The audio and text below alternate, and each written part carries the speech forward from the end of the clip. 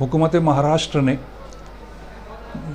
मालेगांव, महाराष्ट्र में जितनी municipal corporation है सब में भर्ती करने का एक ऑर्डर पास कर दिया है। उसमें मालेगांव भी शामिल है। मालेगांव में तकरीबन 672 जो जायदादें हैं, जिसको हम जायदाद कहते हैं, सीट है, ये पुर की जाएगी, जो कि अभी खाली पड़ी हुई है।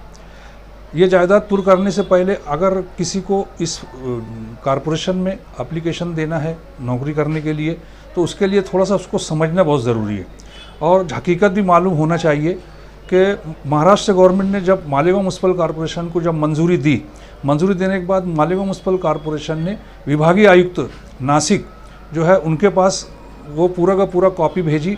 विभागीय आयुक्त ये 5 ज़िले का जो है बड़ा रहता है और विभागीय आयुक्त में ही रोस्टर, जिसे बिंदु नामावली कहते हैं, ये मंजूरी दी जाती है। रोस्टर का मतलब ये है कि रिजर्वेशन को सीट का वो फाइनल करके देता है और उसका इस तरीका ये है कि शेड्यूल कास्ट, शेड्यूल ट्राइब, वीजे, एनटी, एसबीसी, ओबीसी और आर्थिक दुर्बल घटक, ये कैटेगरी है। इस कैटेगरी का रिजर्वेशन का तकरीबन 70% है और फिर बाकी जो बचती है 30% ये सिर्फ जनरल के लिए रहती है। ये बात जहन नशीन कर ले कि 672 सीट में 672 ये सीट जनरल के लिए नहीं है, बल्कि हमारा जो विभागीय आयुक्त है उसने जो रोस्टर तय किया है उस रोस्टर के मुताबिक ही कॉरपोरेशन जो है आगे की कार्रवाई करेंगी। मेरी मालूमात के मुताबिक रोस्टर को मंजूर करके विभागीय आयुक्त ने मालेगांव म्यूनसिपल कॉरपोरेशन को दे दिया है। मालेगांव म्यूनसिपल कॉरपोरेशन अब इस सिलसिले में अगली कार्रवाई मतलब इश्तिहार निकालने की कार्रवाई पर लगी हुई है।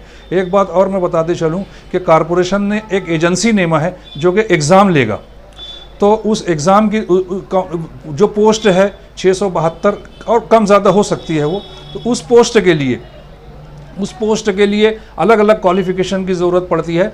मालेगांव म्यूनसिपल कॉरपोरेशन में अगर देखा जाए तो कानूनी हैसियत से 5 बड़े डिपार्टमेंट का नाम दिया गया है, जिसमें एक है जनरल एडमिनिस्ट्रेशन, दूसरा जो है वो टेक्निकल डिपार्टमेंट कहते हैं जिसमें बांधकाम आता है, पानी पुरवठा आता है और लाइट डिपार्टमेंट आता है। उसके बाद तीसरा जो महकमा जो है वो है सैनिटेशन का, सैनिटेशन, आरोग्य विभाग और हेल्थ डिपार्टमेंट, ये दोनों मिलकर एक महकमा है जिसमें सब ये हमारे दवाखाने और इस सेहत आम्मा और सफाई का महकमा उसमें शामिल होता है। और एक डिपार्टमेंट है फायर डिपार्टमेंट है इस तरीके, और एक डिपार्टमेंट है वो है अकाउंट एंड ऑडिट डिपार्टमेंट। इस तरीके से ये 5 जो चीज़ है, बुनियादी जो महकमा है, इसमें कुल 38 डिपार्टमेंट है जो कि उनके अंडर में काम करते हैं। इस 38 डिपार्टमेंट में ही अलग अलग पोस्ट की भर्ती होने वाली है। अलग अलग पोस्ट की भर्ती करने के लिए जो सबसे पहले जो ज़रूरी चीज़ है वो है मराठी का नोइंग होना बहुत ज़रूरी है। मराठी जो है, क्योंकि हम महाराष्ट्र में रहते हैं इसलिए हमारी सरकारी ज़बान मराठी है, वहाँ का एग्ज़ाम भी आपको मराठी में देना पड़ेगा और बहुत सारे उसमें रिक्रूटमेंट रूल्स में, यानी भर्ती के उसमें कानून में ये लिखा हुआ है कि आपको मराठी पढ़ते आना चाहिए, लिखते आना चाहिए और कहते आना चाहिए। आपको बोलना भी मराठी में। ये इसका टेस्ट लिया जाता है बाकायदा। आप अगर मुसलमानों को देखेंगे तो पूरी दुनिया के अगर मुसलमानों का आप मुताला करेंगे तो मुसलमान जिस मुल्क में है, जिस बस्ती में है, उस बस्ती की ज़बान उसको आती है। महाराष्ट्र की बात करेंगे हम तो महाराष्ट्र के वो मुसलमान जो देहातों में रहते हैं उनको मराठी आती है, लेकिन हमारे यहाँ पर जो है ये रुझान बहुत ही कम है। हमें इसके ऊपर एक बड़े पैमाने पर, एक मुनज़्ज़म पैमाने पर हमको इसके ऊपर काम करना पड़ेगा और उसमें हमको आगे जाना पड़ेगा, क्योंकि मराठी बहुत आसान ज़बान है, कोई मुश्किल नहीं है। अगर आप उसका मुताला करेंगे तो उसमें बहुत सारे अल्फाज जो है वो फ़ारसी के, अरबी के, उर्दू के और हिंदी के हैं, तो सीखने में कुछ कबाहत नहीं है। उसका एकदम आसान तरीका ये है कि साइन बोर्ड वगैरह पढ़ते जाइए, आप अखबारात पढ़िए, आप उसके बाद न्यूज़ देखिए आप मराठी में। उसके बाद जब आप, हमारा जो ताल्लुक़ है वो गैर मुस्लिम जो है, हिंदू जो भाई है उनसे ताल्लुक़ पड़ता है, जब आप उनसे मुलाकात करें, वहाँ कुछ खरीदी बिक्री करने जाएँ तो आप उनसे मराठी में बातचीत कीजिए। इस तरीके से मराठी होंगी। उसके बाद मालेगांव में अलग अलग जगहों पर मराठी क्लासेस भी शुरू है। आप अगर उसमें इंटरेस्ट लेना चाहते हैं,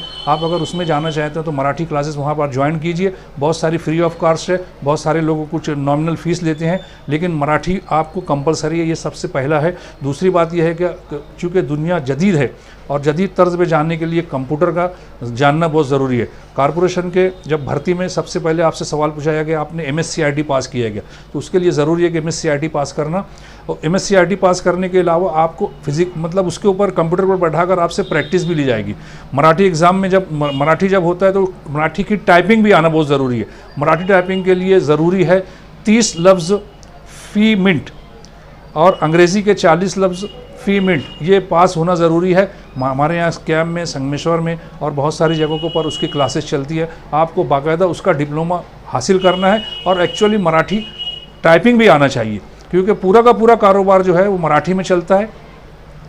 तो ये मराठी मेन है। उसके बाद जो MSCIT है, MSCIT उसका भी जो कंप्यूटर का नॉलेज होना ज़रूरी है। और कंप्यूटर में अलग अलग रहता है, जिस तरीके से अगर अकाउंट डिपार्टमेंट और ऑडिट डिपार्टमेंट अगर कोई जो BCom वगैरह किया है तो उसके लिए टैली सीखना ज़रूरी है।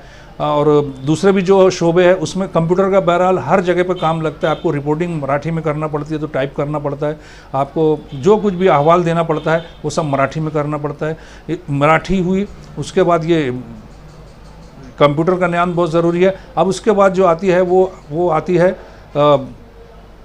क्या नाम है, क्वालिफ़िकेशन। तो क्वालिफ़िकेशन भी बहुत ज़रूरी है। मिसाल के तौर पर अगर ड्राइवर है, अगर ड्राइवर की पोस्ट भरना है तो उसके लिए 12वीं पास होना ज़रूरी है। उसके लिए हैवी और लाइट मोटर व्हीकल का लाइसेंस ज़रूरी है। उसके अलावा उसको कम से कम 5-6 महीने का तजुर्बा होना चाहिए। ये सब पूछा जाता है वहाँ पर। क्लर्क का भरना है आपको तो क्वालिफ़िकेशन आपकी ग्रेजुएशन चाहिए। ग्रेजुएशन के बाद MSCIT पास ये कंपलसरी कहा गया है।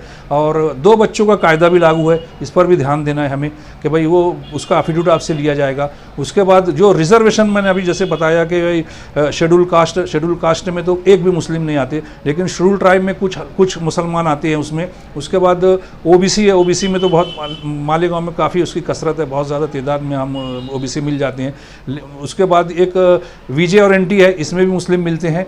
SBC में मुश्किल से मिलते हैं। और 20% जो रहते हैं हम, सॉरी 20% नहीं, SBC स्पेशल बैकवर्ड क्लास आता है। इसमें भी मेरे ख्याल से मुसलमान इक्का दुक्का मिलेंगे, वो भी कबायली इलाकों में अगर मिलते हैं तो मिलते हैं। और दूसरा जो आता है वो EWS इकोनॉमिकली वीकर सेक्शन, उसके लिए भी रिजर्वेशन है। तो जब इश्तिहार निकलेगा कॉरपोरेशन की तरफ से तो हमें ये ध्यान रखना है कि किस पोस्ट के लिए कहाँ पर भरना है हमें। उसी के साथ साथ जो रिजर्वेशन में बताया उसमें समांतर आरक्षण भी रहता है। समांतर आरक्षण में खिलाड़ी रहता है, खिलाड़ियों के लिए 5% रहता है, महिला लेडीज़ के लिए 50% रहता है। उसके बाद अपंग के लिए 5% रहता है। उसी के साथ साथ जो माजी सैनिक है जिसको बोलते हैं, साबिक जो फौजी रहते हैं, उनके लिए भी रिजर्वेशन रहता है। उसके बाद प्रकल्पग्रस्त जो अगर कोई ज़मीन अगर डैम बनाने के लिए एक्वायर हुई और वो उससे मुतासिर हुआ तो उसके लिए भी रिजर्वेशन रखी गई है। तो इसको समांतर आरक्षण कहा जाता है। ये सब समांतर आरक्षण और रिजर्वेशन के बाद कॉरपोरेशन किस में कितनी पोस्ट ली जाए उसके हिसाब से वो इश्तिहार निकालती है और उसमें हर पोस्ट की क्वालिफिकेशन रहती है। बहुत सारी पोस्ट है जिसका रजिस्ट्रेशन करना ज़रूरी है। मिसाल के तौर पर MBBS डॉक्टर हुआ, BAMS, BUMS, BHMS डॉक्टर, उनका रजिस्ट्रेशन ज़रूरी है। इसी तरीके से हमारे फार्मेसी के जो तलबा जो जब एग्ज़ाम देंगे तो उसके लिए रजिस्ट्रेशन ज़रूरी है। उसी तरीके से नर्स का जो कोर्स रहता है उसके लिए रजिस्ट्रेशन ज़रूरी है। ये उनकी काउंसिल रहती है, काउंसिल का रजिस्ट्रेशन सबसे पहले वो मांगते हैं। तो इस तरीके से ये होता है। इम्तिहान जो है पूरा का पूरा मराठी में होता है और आसान होता है। अब चूँकि मुकाबला ज़ाती दौर है, इसलिए मुकाबले में आपको शामिल रहने के लिए मेहनत आपको करना पड़ेगी। आपके वालिदैन, आपके जो खैर ख्वाह है, आपके जो मतलब हम जो कारपोरेटर है और जो MLA है, MP है या जो भी लीडर है, ये तो सिर्फ आपको मोरल सपोर्ट करेंगे। लेकिन एग्ज़ाम आपको 101% आपको पूरा उसमें 100% देना है तो ही आपको कामयाबी मिलेगी।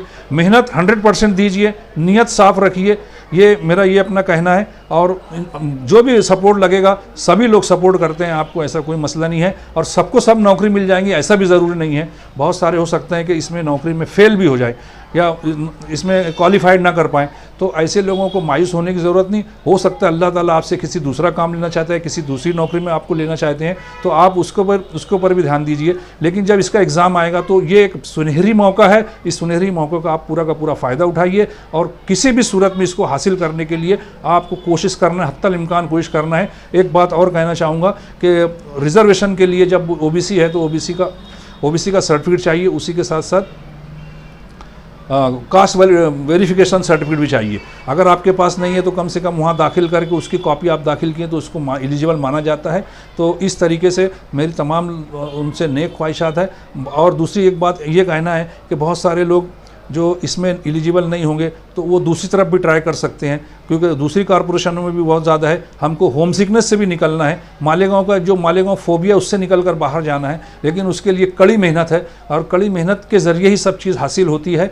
बहुत सारा ऐसा डिपार्टमेंट है, रेलवे है, उसके बाद पोस्ट है, पोस्ट ऑफिस में भी तो गवर्नमेंट ने इस कायदा कर दिया कि रीजन कर दिया उसने। अभी हमारा नासिक में रीजन में तो नासिक ही में रहेंगे, वो इधर उधर लंबे बदली नहीं होगी। तो वहाँ पर भी मैं एक मिसाल दूंगा कि उसमें भी आपको अगर हिकमत लगाना है, बम्बई के कॉरपोरेशन का इससे पहले एक भर्ती हुई थी, आज से 10-12 साल पहले का वाक़या मैं बता रहा हूँ आपको, कि एक सिपाही की पोस्ट थी। सिपाही की पोस्ट के लिए 7वीं पास होना चाहिए और उसको मराठी लिखते, बोलते और कहते आना चाहिए। ये 2 ही शर्त थी।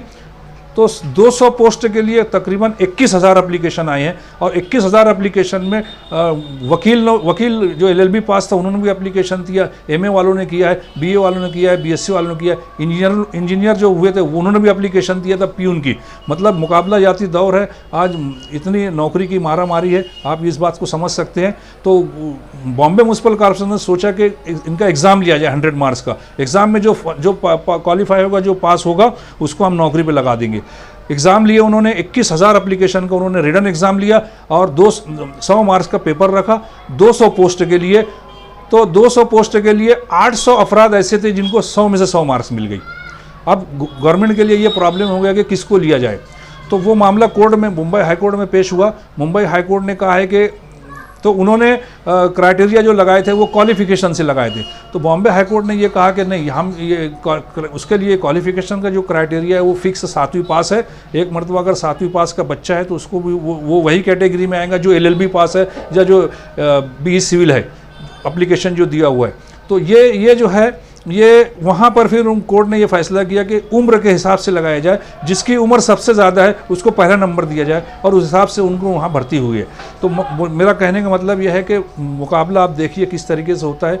ये 10-11 साल पहले की बात है जो मैंने वाक़या बताया है। तो इस तरीके से दूसरे और बहुत सारे कोर्सेस हैं, IFS है, इंडियन फॉरेन सर्विसेज है, जहाँ पर आपको जाना चाहिए, CBI है, IB है और उसके बाद NIA है। ये सब डिपार्टमेंट के एग्ज़ाम होते हैं। इनके लिए क्वालिफ़िकेशन सिर्फ ग्रेजुएशन है, लेकिन उसकी अलग से स्टडी होती है। आपने को पूना में, बॉम्बे में, नासिक में, मार्केट में उसके बुक्स अवेलेबल है। आप बुक्स को स्टडी करिए, किस पैटर्न पे एग्ज़ाम होता है, किस तरीके से होता है, हर एक चीज़ का।